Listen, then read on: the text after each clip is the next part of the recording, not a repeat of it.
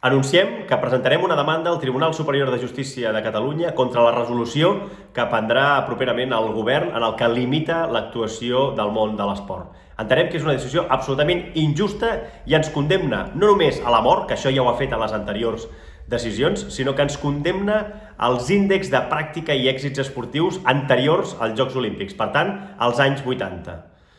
Entenem que aquesta decisió és absolutament un greuge comparatiu amb els altres sectors que no s'han vist tocats, però també amb la resta de l'esport a nivell estatal. La pràctica majoria de comunitats autònomes no han prohibit l'esport, es continua fent aquesta pràctica, inclús les pròpies competicions en algunes comunitats estan fent-se en aquests moments en públic. Mentrestant, Catalunya, des del 15 d'octubre, que resta sense poder competir a nivell català. Això sí, les competicions estatals i les competicions europees s'han pogut disputar sense cap mena de problema, causant, com hem dit a l'inici, un greuge comparatiu que creiem que és absolutament injust.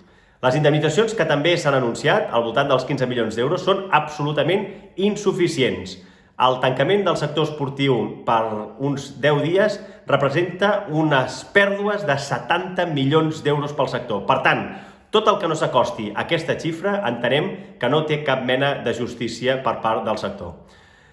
Anunciem, doncs, aquestes vies legals i demanem i preguem al govern una rectificació. L'esport és una activitat segura. Tan sols el 0,28% del total dels contagis s'han produït en activitats esportives segons dades del propi Ministeri de Sanitat.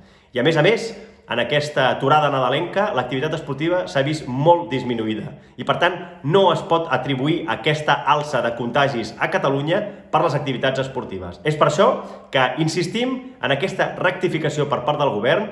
L'esport no té la culpa, estem farts ja de rebre sempre els cops del govern en quant al tancament d'activitats i, per tant, demanem aquesta rectificació, ja sigui per la via legal amb aquesta demanda o per la via política amb una reflexió i una rectificació per part del govern de la Generalitat.